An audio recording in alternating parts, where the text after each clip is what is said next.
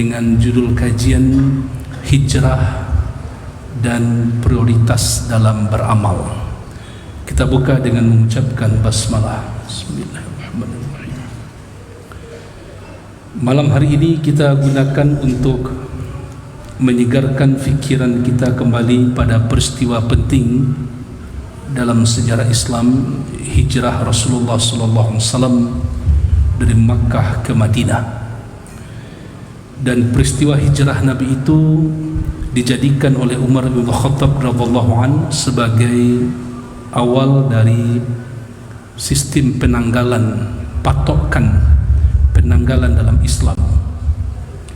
Meskipun Nabi SAW beliau sebenarnya hijrah dari Makkah ke Madinah itu bukan di bulan Muharram, akan tetapi Rasulullah SAW hijrah dari Makkah ke Madinah pada bulan Rabiul Awal pada tahun ke-13 kenabian, tepatnya 22 September 6622 Masehi.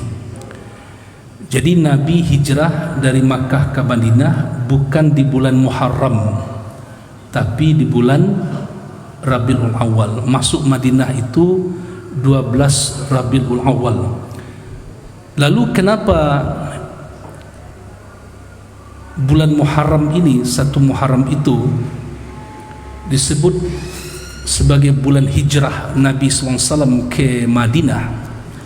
Itu disebabkan karena niat Rasulullah SAW untuk berhijrah ke Madinah itu sudah kuat niat beliau di akhir Zulhijjah. Jadi seperti tanggal akhir Zulhijjah, 30 Zulhijjah, akhir Zulhijjah, paling tidak sudah di pertengahan Zulhijjah, di hari-hari tasyrik itu sudah kuat niat Rasulullah SAW untuk hijrah ke Madinah.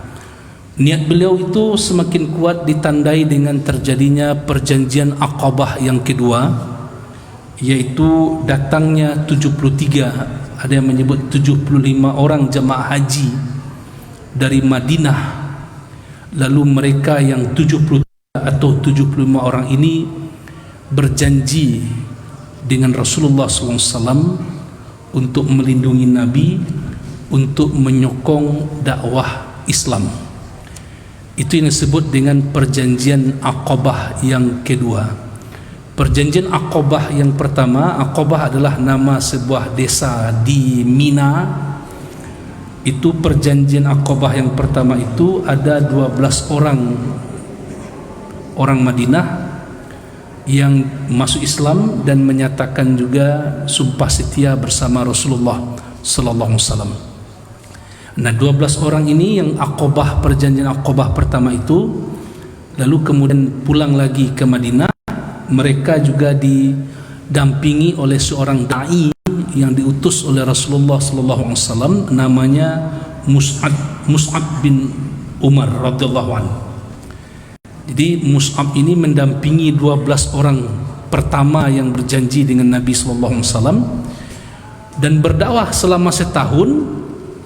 Ya, baru tahun depannya terjadi perjanjian Aqabah yang kedua sebanyak 73 sampai 75 orang. Ada yang menyebut 75, ada yang menyebut 73 orang. Nah, ketika Rasulullah SAW hijrah ke Madinah itu, bapak-bapak, ibu-ibu, jumlah umat Islam di Madinah itu sudah ratusan orang. Lebih kurang dalam catatan sejarah 500 orang. Itu buah dari dakwah ya Mus'ab bin Umar dan beberapa dai yang lain yang diutus Nabi SAW ke Madinah.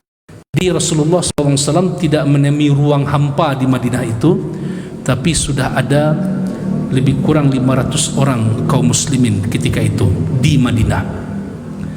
Bapak-bapak, ibu-ibu sidang jemaah rahimakumullah, maka sekaitan dengan hijrah ini ada 2 ayat penting yang ingin kita perhatikan malam hari ini.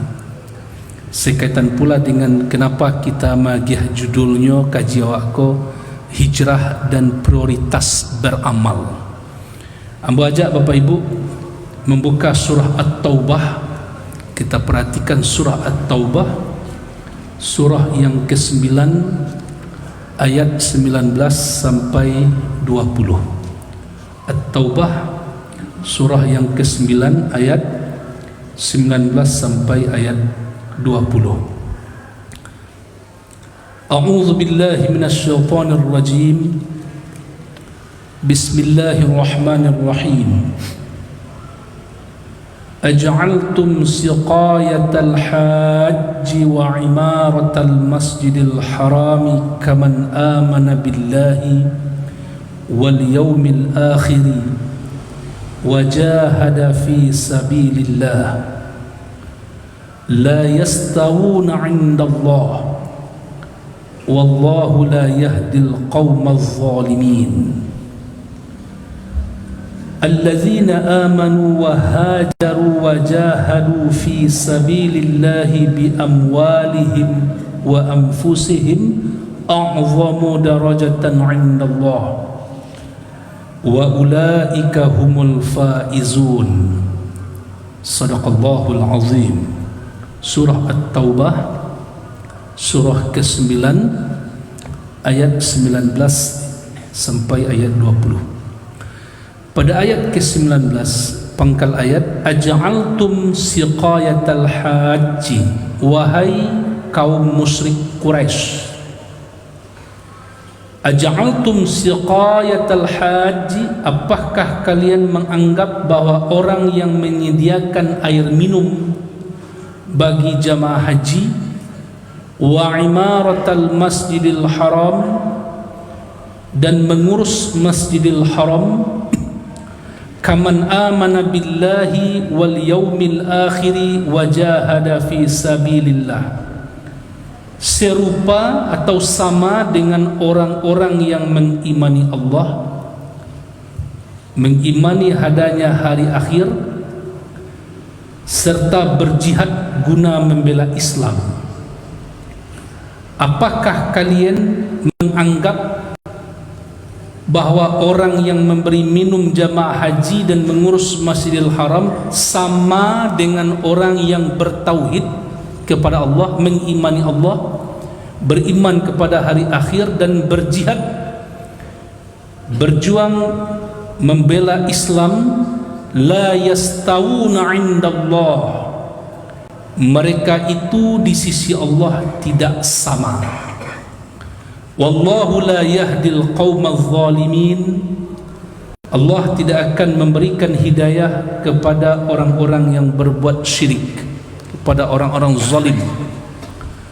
Alladzina amanu wa hajaru wa jahadu fi sabilillahi bi amwalihim wa anfusihim, orang-orang yang beriman, wahajaru, berhijrah, wajahadu fi sabilillahi bi amwalihim wa anfusihim, berjihad membela Islam dengan harta-harta mereka dan diri mereka, dengan jiwa mereka, a'zamu darajatan 'indallah, derajat mereka lebih tinggi di sisi Allah dibandingkan dengan orang yang tidak berhijrah, tidak mau berjihad, tidak beriman, tidak berhijrah, tidak berjihad. Dibandingkan dengan mereka itu lebih tinggi derajat orang yang beriman, berhijrah, berjihad. Wa ulaika humul faizun, dan orang-orang yang mengimani Allah itu berhijrah, berjihad dengan harta dan jiwa mereka untuk membela Islam, mereka itu humul faizun, orang-orang yang selamat dari siksa neraka. Bapak Ibu sidang jemaah, ada dua pihak yang dibandingkan Allah, dua amal yang dibandingkan Allah dalam ayat ini untuk meluruskan anggapan orang-orang musyrik, termasuk juga pemahaman kaum muslimin di masa itu, bahwa yang satu sibuk mengurus Masjidil Haram, merawat Ka'bah, termasuk juga melayani jamaah haji. Orang-orang Quraisy itu Bapak Ibu juga melayani jamaah haji, karena hajinya masa itu haji jahiliyah. Ya, haji jahiliyah, Pak. Orang jahiliyah itu pai haji, pai melompek dari jendela, pulang masuk dari pintu belakang. Nah, itulah kokobehnya, Pak.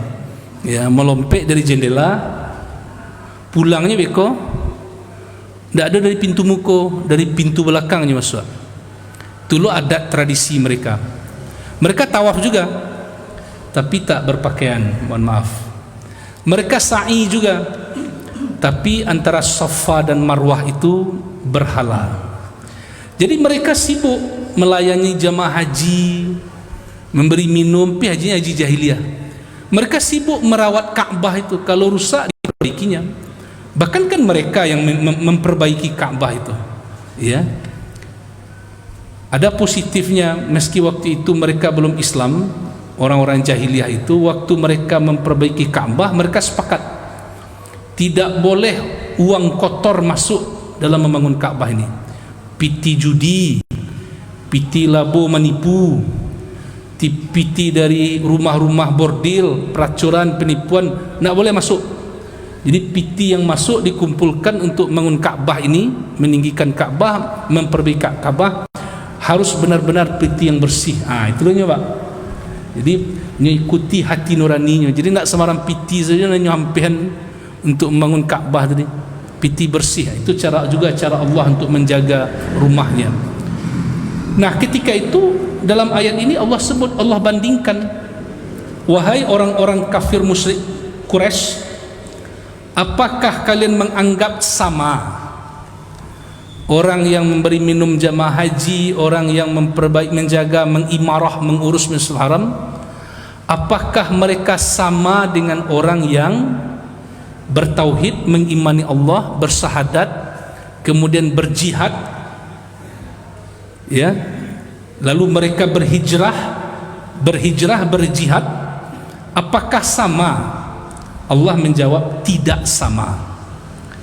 Ya, justru yang lebih tinggi, yang lebih mulia derajatnya di sisi Allah adalah orang yang mengutamakan beriman dia kepada Allah, beriman dia kepada hari akhir, mau mereka berhijrah bersama Rasulullah SAW, mau mereka berjihad, hijrah dulu baru jihad, berhijrah dan kemudian jihad.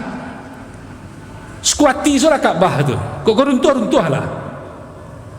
Nampak yang pokok beriman dulu, kemudian berhijrah, tinggal Ka'bah, tinggal Makkah itu, berhijrah bersama Nabi dan berjihad. Ayat ini Bapak Ibu, barangkali dulu berapa tahun yang dulu juga pernah kita kaji tentang prioritas beramal. Allah tengah mendidik kita melalui dua ayat ini bahwa penting untuk memahami skala prioritas dalam beramal, mendahulukan amal yang terpenting dari amal-amal yang penting. Itu yang dikaji Bapak Ibu dalam fikih, namanya fikih aulawiyat. Ada juga disebut dengan istilah fikih maratibul a'mal, tertib amal. Umur kita pendek Bapak Ibu, hanya beberapa puluh tahun saja. Kalaupun Allah takdirkan mungkin sampai 100 tahun, itu pun langka. Yang jelas Nabi SAW memberi peringatan antara 60 sampai 70 tahun, dan sedikit yang melewati 70 tahun itu. Umur kita pendek Bapak Ibu kaum muslimin, sementara perjalanan kita akan panjang, sangat panjang. Ini hanya sementara saja, sementara perjalanan setelah ini sangat panjang dan melelahkan. Bahkan ibarat orang naik kendaraan Bapak Ibu, turun pun kita nanti dari kendaraan kita di padang mahsyar itu pun belum selesai. Masa berdiri menunggu itu pun sangat panjang. Selesainya nanti bila? Kalau sudah Allah takdirkan memasuki jannahnya, baru di situ penghuni surga mengucapkan alhamdulillahillazi hadana lihaza wa ma kunna linahtadiya laula an hadanallah. Segala puji bagi Allah yang telah menunjuki kami lihaza, ke tempat ini, surga ini. Wa ma kunna linahtadiya laula an hadanallah. Ya, tidaklah sanggup kami untuk sampai ke sini kalau bukan karena hidayah Allah. Begitu panjang Bapak Ibu. Karena itu umur terbatas, perjalanan panjang yang akan kita tempuh, bekal tentu juga harus banyak. Maka Allah Subhanahu wa taala mengajari kita penting untuk memahami prioritas beramal. Kenapa Allah sebut lebih tinggi derajat orang yang beriman kepada Allah, yang berhijrah, yang berjihad, dibandingkan dengan orang yang tidak seperti itu, walaupun mereka mengurus Masjidil Haram? Apa sebab Bapak Ibu? Penyebabnya adalah karena yang dibutuhkan saat itu terlebih dahulu adalah beriman, bertauhid itu. Itu yang paling penting dulu. Kemudian berhijrah dan mau berjihad. Bagi cembo tadi, kok karuntuh Ka'bah tu runtuhlah dulu. Abi tuana apa Ibu? Yang paling penting apa dulu? Bertauhid. Sehingga ibu bapa ayat ini mengajarkan kita memahami ada amal yang lebih besar kemaslahatannya dibandingkan amal-amal yang lain. Itu didahulukan. Sehingga kalau apa-apa ibu lihat di Ka'bah itu kan ada Hijr Ismail setengah lingkaran. Ya mana? Setengah lingkaran. Ibu Aisyah ya pernah bertanya kepada Rasulullah sallallahu alaihi wasallam, "Ya Rasulullah, itu Hijr Ismail itu kok setengah lingkaran, tidak sempurna bangunannya." Banyak sempurna bangunannya itu ya Rasulullah. Apa jawab Nabi? Bapak Ibu, Aisyah, kaummu dulu membangun itu, waktu mereka membangun piti sawit, dana tanggung terbatas, sehingga nyohantian saja oleh sampai siko salah sih ya. Padahal itu kan masuk Ka'bah, kan masuk areal Ka'bah, sehingga kita tidak bisa tawaf di situ kan, ya, ya. Dan tampek nang seketik itu, dek piti tangguang, dek dana tangguang, apa dia salah putih potong seperti itu. Kata Nabi sallallahu alaihi wasallam, aku bisa saja memperbaikinya, menyempurnakan, menyelesaikan bangunan itu. Tapi aku khawatir, kata Rasulullah sallallahu alaihi wasallam, jangan dek karena itu diubah, orang ini lari dari ajakan dakwah untuk bertauhid. Jangan dek karena Nabi ubah itu, Muhammad alang banyak nang ubah Muhammad, ajaran kami lang ubah lo. Aku peninggalan kami lang asa lo. Itu kira-kira bahasa awak apa? Jangan dek karena itu Nabi khawatir kok itu keluar kecek beko. Banyak nane gaduh-gaduhnya Muhammad ko. Ya.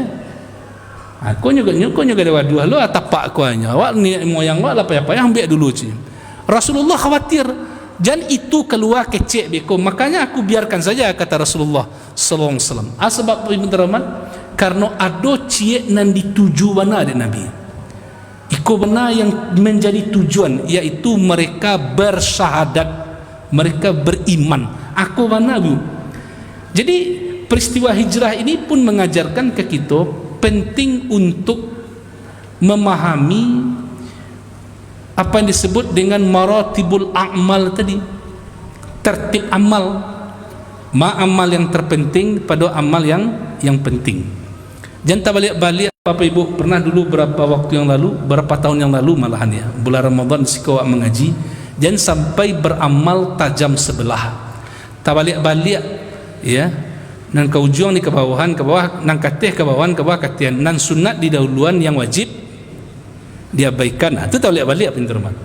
Yang penting, yang terpenting di kudian, yang alun penting lay didahulukan. Iku memang benar-benar Bapak Ibu harus mendalam pemahaman kita. Yang paling penting dan yang terpenting. Belum bisa membawa baji pergi umrah oleh Ustaz. Aduh, bagi contoh dulu Ibu. Ya. Ibu Pak KP umrah contohnya, contoh nak, ya, karena ibu contoh ambo ya, KP umroh, aku pitilah di ASEAN 20 juta. Kini kan anak-anak mahasiswa masuk perguruan tinggi ko. Tiba dun sana mengetuk pintu rumah tengah malam, onde kak le untung kak si Ros lulus di Unan kak fakultas kedokteran. Kak kan tahu masuk fakultas kedokteran kini berarti juta tak kak. Tahu alo negara aku kak. Orang kayu sana bisa kuliah nampaknya lagi. 150 juta sekian, PT sekian adanya kak. Kalau ndak bisa mendaftar ke Angui. Bara kau butuh PT 20 juta kak. Ya. PT apa lah KB 20 juta kak mendaftar pai umrah besok. Kau anak perlu mana kau untuk masuk. Patanya mbok apa ibu? Kan akan mengaji sekolah dulu, membantunya dulu atau mendaftar umrah. Aku mau tanya orang bini kapak balik. Nyo dojo pendermat iyo piti kan piti nyo teragak lo pai umrah. Iko nan barek kaji maratibul a'mal go ba. Apa ya? Maka kecik Nabi kalau ada orang meminta, jangan biarkan dia pulang dengan tangan kosong meski engkau beri dia tapak terompahmu, kata Nabi. Tapak terompah orang zaman Rasulullah beda tapak terompah gini pak. Tapak terompah di masa Nabi ndak ada kan nyo makan pak ibu, bisa nyo potong tapak terompah karena tapak terompah itu kuli asli. Jangan cuba nyo tapak terompah gini pak. Ya. Kuli asli sehingga nyo berasihan ya. Nyo jamua, nyo bakar, bisa nyo makan tapak terompah tu. Sehingga itu kata Nabi, jangan biaran orang tu pulang dengan tangan kosong. Ya, istilah orang Minang kena panuh kateh, panuh ke bawah. Ikut contoh Bapak Ibu. Prioritas beramal tadi. Nah, kalau kita lihat ayat ini kembali, ini yang pertama Allah mengajarkan kita ada suatu amal itu lebih penting dibandingkan amal yang lain karena dibutuhkan itu yang paling besar kemaslahatannya. Ambo aja Pak Ibu sebentar pindah ke ayat yang lain. Kita buka surah At-Taubah juga, surah yang sama ke ayat 71. Ada yang agak menggelitik di ayat itu, memikat perhatian kita. Masih di surah yang sama, surah At-Taubah ayat 71. A'udzu billahi minasy syaithanir rajim. Bismillahirrahmanirrahim. Wal mu'minuna wal mu'minatu ba'dukum awliya'u ba'd ya'muruna bil ma'rufi wa yanhauna 'anil munkari wa yuqimuna as-salata wa yu'tuna az-zakata wa yuti'una Allah wa rasulahu ulaika sayarhamuhumullah innallaha azizun hakim. Coba Bapak-bapak Ibu kaum muslimin perhatikan ayat 71 dari surah At-Taubah itu. Allah Subhanahu wa taala menyebut beberapa amal. Tapi coba Bapak Ibu perhatikan di urutan keberapa solat disebut Allah dalam ayat ini. Di urutan keberapa taat kepada Allah, taat kepada Rasulnya Allah sebut dalam ayat ini. Ternyata tidak di urutan yang pertama. Justru di urutan yang pertama Bapak Ibu, apa amalan yang disebut Allah Subhanahu wa taala? Wal mu'minuna wal mu'minatu ba'duhum awliya'u ba'd ya'muruna bil ma'rufi wa yanhauna 'anil munkar. Amal pertama yang Allah sebut dalam ayat ini adalah amal untuk saling tolong menolong, lindung melindungi orang mukmin yang laki-laki dan orang mukmin yang perempuan, orang-orang mukmin yang laki-laki, orang-orang mukmin yang perempuan. Sebahagian mereka menjadi penolong bagi sebahagian yang lain. Kok dulu Bapak menolong? Alun semayang lah Pak, dibaca Allah sebab menolong. Baru yang kedua, ya'muruna bil ma'rufi wa yanhauna 'anil munkar. Mengajak kepada yang baik dan saling mencegah dari kemungkaran. Itu yang kedua. Baru nan ketiga, wa yuqimunas shalah, menegakkan solat. Baru nan kampe, wa yu'tunaz zakah, membayar zakat. Baru nan kalimo jonan kanam, wa yuti'unallaha wa rasulah, dan taat mereka kepada Allah dan kepada Rasulnya. Cubalah Bapak Ibu, andai kata sebelum buat baca ayat ko Pak Bu, sebelum buat baca ayat ko lalu disuruh mengurutkan, ya, kira-kira ana buat urut dulu Pak. Cobalah urut oleh amal ini mana yang paling terpenting. Ya, nah Unji, dia lagi soal ujian kan anak di RJ di Rotul Jannah, ya. Nah beliau ini pembimbing kajian Islam di Rotul Jannah. Dia gian kan anak awak. Coba urutkan ini. Kawak manalah Bapak Ibu? Mungkin yang pertama urutkan apa? Taat ke Allah dulu. Satu alai. Taat ke Rasul sudah itu. Salat sudah itu. Zakat sudah itu. Menolong orang sudah itu. Majak yang baik sudah itu. Mencegah kemung. Kau agak barik resiko terakhir letaan. Tapi di Allah dalam ayat kau Bapak Ibu, tidak itu urutannya. Justru yang diurutkan Allah dulu nomor satu, menolong sesama kita dulu. Kok kalau dikaji ayat kau lebih luas Bapak Ibu, dalam hubungan ekonomi contoh Bapak Ibu, yo boleh awak go bermuamalat baju bali jo orang di luar Islam, pikok dapet duluan lah kawak. Kenapa? Bocok pun itu Bapak Ibu barangkali ada serupa itu. Ko toko ko orang awak Muslim, ko toko ko, mohon maaf ya kalau ada yang menyimak ceramah saya di media sosial ko media sosial itu loh cik mendermat, tidak terdeteksi makhluk yang menontonnya Pak. Orang-orang kan, mohon maaf kami bicara dalam keluarga besar kami. Bocok kadang membuat pertimbang Pak Ibu, kalau kaiko wak belanja nyoba zakat, nyoba sedekah ko, nyoba membantu jo sesama Muslim, ada uluan. Jadi di perintah agama kita tolong menolong, amalan menolong. Alun bukan berarti Pak Ibn Teramat, mudah-mudahan kita tidak seperti itu pemahamannya. Kurang-kurang semayang cari zela orang yang agak kesusahan biar dan tolong.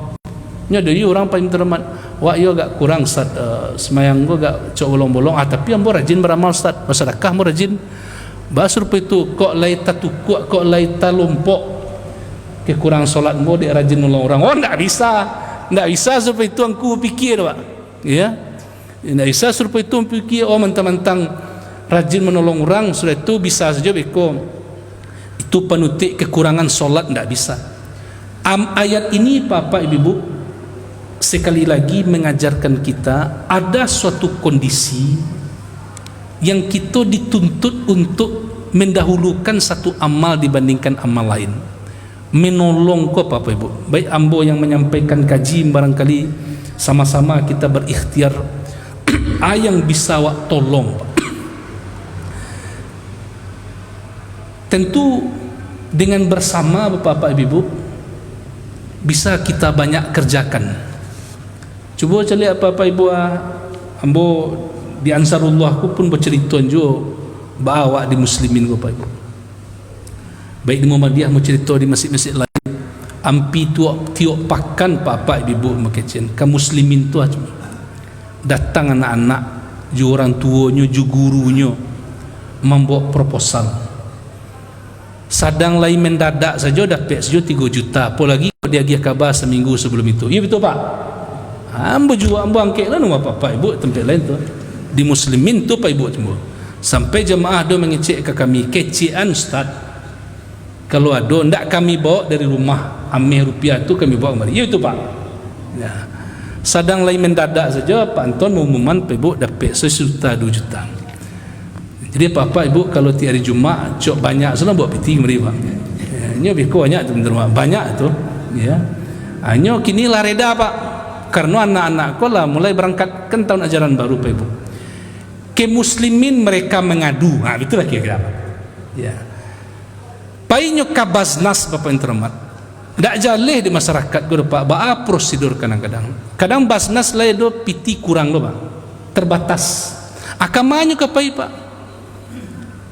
Ambo kadang-kadang iseng jo pendermat ba ka Ustaz ko anak ko harus mendaftar dulu sadanya ko biaya betul agak 3 juta 5 juta kama ka pai ka Basnas sekian lo dapat Ustaz ka kantor parpol Pak pai Pak. Iya, cari kantor parpol Golkar, PKS, PAN, PDI Perjuangan kok ada pai kumbu ako ya, Gerindra ketuk pintunya tu. Apa kan wakil rakyat kami Pak, jangan mencogok saja menjelang pemilu Pak, tolong kuah sampai survei itu kemana mereka Pak Ibu akan pergi. Tentu jalan paling cepat dan paling banyak mudah nampak adalah masjid. Jadi program menolong Bapak Ibu lihat ada di Muhammadiyah itu dahulu ada didirikan amalan menolong orang sakit, orang kesengsaraan ini, yang itu menjadi cikal bakal berdirinya rumah sakit Muhammadiyah, penolong orang-orang kesengsaraan ya. Dibuat klinik dulu, kemudian sampai berdiri rumah sakit seluruh Indonesia. Jadi ini yang Allah sebut terlebih dahulu agar apa? Agar orang yang sholat, agar orang yang berzakat, agar orang yang memelihara ibadahnya kepada Allah, ingin mengamalkan sunnah, jangan cukup di situ saja. Jangan merasa sudah bagus berislam kau lah mengamalkan sunnah, bahkan dalam rangka mentaati Rasul, wa'lah memelihara ibadah-ibadah wa nan amal sosial ba'a. Amal sosial bagaimana? Menolong. Ambo rasa Pak Ibu alhamdulillah kita acok mencubuan baik di kampus bagi bintu rahmat. Grup-grup WA go rancak jo guna Pak. Tu maka Pak Ibu kalau masuk grup WA dimanfaatkanlah grup WA itu untuk hal-hal yang sangat bermanfaat. Contohnya Pak Ibu. Ko ada tiba kemalangan Pak, butuh golongan darah sekian. Wak langsung masuk ke grup WA. Kau ada kadang-kadang lah dimasukkan lah masjid membuat grup WA keluar yo lah Pak. Tapi nak grup WA muslimin tu Pak. Tempat lain dek kerana ibu bercakap kadang-kadang ada isu tu Pak. Mau celik gaya semua gaya bercakap ya Pak. Ya, sini menyindir atau tagih menyebarkan anan tak perlu-perlu. Buatlah grup WA kita Ibu, informasi pengajian, kaji, termasuk untuk menolong ini. Kadang kami di kampus pun mencoba Ibu. Kalau ada kecelakaan mahasiswa, ada yang meninggal, ada yang parah dirawat, kita langsung Pak, dalam hitungan jam saja ya, bisa sampai 6 juta, bisa sampai 10 juta dalam hitungan sehari 2 hari. Karena banyak Pak, karena banyak langsung menyumbang. Inilah rahasianya Allah sebut dulu menolong. Baru kemudian Allah sebut ya'muruna bil ma'rufi wa yanhauna 'anil munkar. Mengajak kepada yang baik, mencegah dari yang mungkar. Kita bukan saja berwaspada, hati-hati dengan dosa-dosa dalam artian hubungan dengan Allah, dosa pribadi kita, tapi juga ada dosa-dosa sosial Bapak-bapak Ibu. Ya, dosa-dosa sosial itu tidak kalah parahnya ketidakjujuran, penipuan, atau orang mudah saja mempromosikan keburukan, mempromosikan kejahatan, mempromosikan pelanggaran akhlak di tengah-tengah masyarakat ini. Dan kita tidak bisa abai dengan itu apa-apa Ibu. Wak sedih baru-baru ini ya, ada oknum guru di suatu tempat kita calik pentermat, mohon maaf, nyobai hendak berbaju Pak, hanya tembakan lepolo di media sosial Pak. Ya, ala heboh pula orang di kampung tu Pak, heboh pula orang di sekolah itu. Awak oknum guru kedicalik dek siswa, perangai seperti itu. Jadi kita tidak bisa diam, harus kita suarakan Pak Ibu. Sebab kejahatan kalau sudah menjalar, dampaknya itu sangat parah. Kalau kejahatan sudah menjalar. Ambo pagi tadi diundang oleh sebuah radio di Kota Payakumbuh ini, berbincang-bincang tentang ku dulu virus menjalar sampai lu ke Pekumbuh. Tunggu lampu merah, Pak. Suatunya berjalan di muka trotoar tu, Pak. Nyo jalan. Alo pandangan tentang itu. Iku semua Pak jodamam batu akia. Dulu ada mana batu akia. Ada lo damam om tolelet om tungguan atau puso lalu Pak. Tolelet om kecenya. Itulah itu ingkrason 7 lenggek ko, Pak. Kini ko tungguan atau lampu mati hanya berjalan di muka trotoar. Pada saat yang sama juga ada pemimpin-pemimpin yang ikut seperti itu, walaupun mereka berpakaian sopan yang pemimpin tadi, tetapi yang anak-anak remaja tadi pemimpin perlu diarahkan ya, sebab mereka pun sudah tak sopan sebagian berpakaiannya ala macam-macam Pak Ibu. Ada laki-laki sama laki-laki berpakaian wanita, diduga pun ada terjangkit penyakit LGBT ya, orang-orang pelaku menyimpang ini yang seperti itu. Aman jalar Bapak Ibu teramat sampai dia ke Pekumbuh seorang camat berusi lalu Pak tu. Amut kare semua ngaji Pak ya. Lain dia puih, lain minta maaf dia puih lah ya. Tak camat matu pokoknya semua tawarat gua tapi Pekumbuh dari mana gua mula sok ndak lah kenal dia. Lalu Pak dikomentari oleh MUI, pakaian ibu pakaian ibu nak baik ibu lalu di muka tu dekat narami tu, pakaian ibu tu sebagai contoh, layak nak jadi contoh atau tidak? Nyo Bapak Ibu kalau pemimpin Pak atau guru apa yang terman, ambo lama mengajar di pondok pesantren Pak Ibu dari 2003 sampai 2010 mengajar di pondok pesantren, tinggal di pondok pesantren. Jo caro-caro wak berjalan nyo patut dek santri dari jauh Pak ya. Jo caro-caro wak bau duak nyo ditagak sama-sama Pak. Jo caro-caro wak solat nyo cagak dari jauh Pak. Sebegitunya menjadi keteladanan atau tidak? Nah, jadi Bapak Ibu kembali kepada ayat ini. Kenapa ini sampai kita suarakan ya'muruna bil ma'rufi wa yanhau 'anil munkar. Anak-anak remaja kita itu perlu diarahkan dan perlu dia diberi nilai-nilai. Kok lain lalu di muka lampu di muka trafik zebra cross tu, kok lain baju menutup aurat dengan baik, model bukit tinggi kan nyubik lo jam gadang yang namanya Bapak Ciayam Citayam ndak Ciayam Fashion Week dia. Citayam ndak Ciayam dah Pak ya. Citayam ya ndak Ciayam nak. Nyalah menjalar lu Pak. Ada bukit tinggi di bik orang lo jam gadang Fashion Week. Pelai pakai baju marapulai. Sebentar saja. Nan rusuh awak beku apa-apa intermat. Pakaian yang tak layak ditiru oleh anak-anak yang masuk lewat. Awak orang bapangke, awak orang yang menjadi contoh keteladanan. Ini perlu diperhatikan. Jadi jangan cukup bicara kaji ini solat zakat, masalah-masalah akidah. Coba lihat ayat surah At-Taubah ayat 71 ini. Tidak itu pertama kali Allah sebut. Justru yang Allah sebut pertama kali adalah soal kepedulian sosial, termasuk soal persoalan di masyarakat, ya'muruna bil ma'rufi wa yanhauna 'anil munkar, baru solat, baru zakat. Coba kita renungi Pak Ibu, kalaulah tak peduli kita Bapak Ibu dengan masalah orang yang kesulitan, tak peduli dengan masalah amar ma'ruf nahi munkar, juawa yang rajin solat Bapak Ibu tak ganggu Pak, bisa terganggu Pak Termat ya. Baju di orang selungkungan masjid Ibu atau berbuat maksiat orang sekitar masjid ini, contohnya awak sibuk saja memutar tasbih Termat, akankah khusuk kita seperti itu? Tidak. Maka Nabi dalam satu hadis beliau yang maknanya menyampaikan salah satu keanehan adalah kemaksiatan berkembang di tengah orang-orang taat. Itu aneh itu Pak ya, kemaksiatan berkembang di tengah orang-orang yang taat. Kenapa bisa berkembang? Karena orang yang taat tadi hanya sibuk dengan urusan dirinya.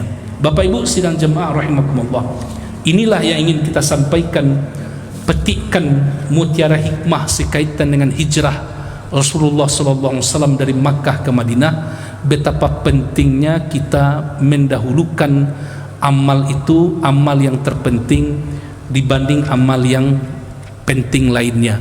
Marilah kita bijak Bapak Ibu memilih amal-amal.